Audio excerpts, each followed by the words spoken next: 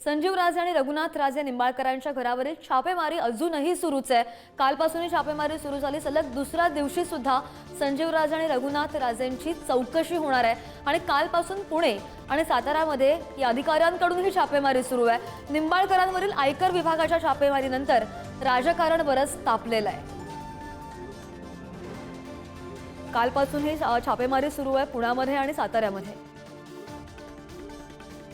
अधिकची माहितीवर आमचे प्रतिनिधी ज्ञानेश्वर चौतमल आपल्या सोबत आहेत। ज्ञानेश्वर, आपण कालपासून पाहतोय की सातारा आणि पुण्यामध्ये पाठोपाठ छापेमारी सुरू आहे। अधिकारी जे छापेमारी केलेली आहे आतापर्यंत काय निष्पन्न झालेलं आहे, आतापर्यंतची काय अपडेटेड माहिती आहे?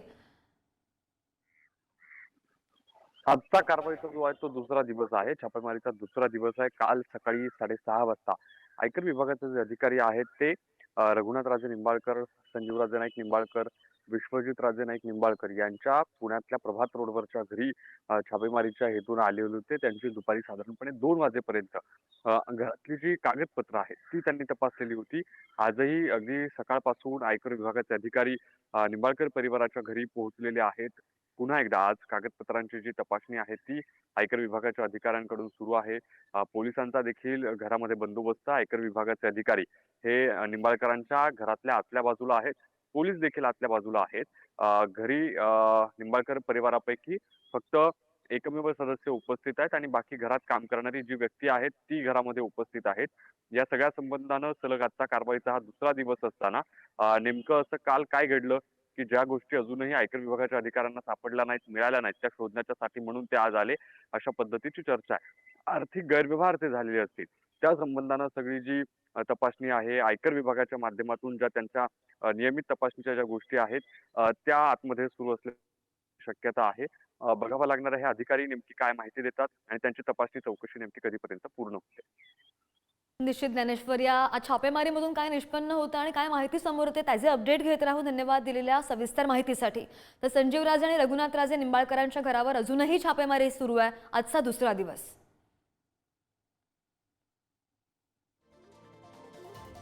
निंबाळकरांवरील आयकर विभागाच्या छापेमारीनंतर राजकारण काहीसं तापल्याचं पाहायला मिळतं आणि आपण दृश्यांमध्ये जसं पाहतोय त्यांच्या घराच्या बाहेर त्यांचे समर्थक आणि कार्यकर्ते सुद्धा एकवटल्याचं दिसलं आणि त्यांनी सुद्धा विरोध दर्शवलेला आहे।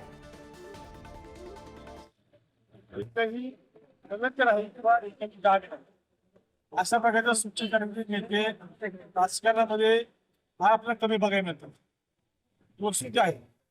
आणि अशा देखील बाबतीमध्ये घटना घडल्यामुळं आम्हाला मनापासून दुःख होते आणि म्हणून मी पहिल्या प्रकरण त्या कारवाईचा निषेध करतो आणि या घटनेमुळं निश्चितच एक संजीवाच्या चौकशी असेल किंवा काय असेल जी कारवाई होते ती कारवाई प्रति संजीवाच्या यांच्यावरती नसून तर या तालुक्यातल्या सर्वसामान्य शेतकरी सर्वसामान्य माणसावरती आहे अशी भावना आमच्या मनामध्ये आहे।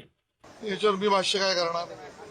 मला वाटतं ज्या इन्व्हेस्टिगेटिंग एजन्सी आहेत त्या आपलं काम करत असतील आणि त्या कामाबद्दल ज्यांना आक्षेप असेल ते लोकशाही मूल्यामध्ये राहून त्याचा आक्षेप पण नोंदवू शकतील।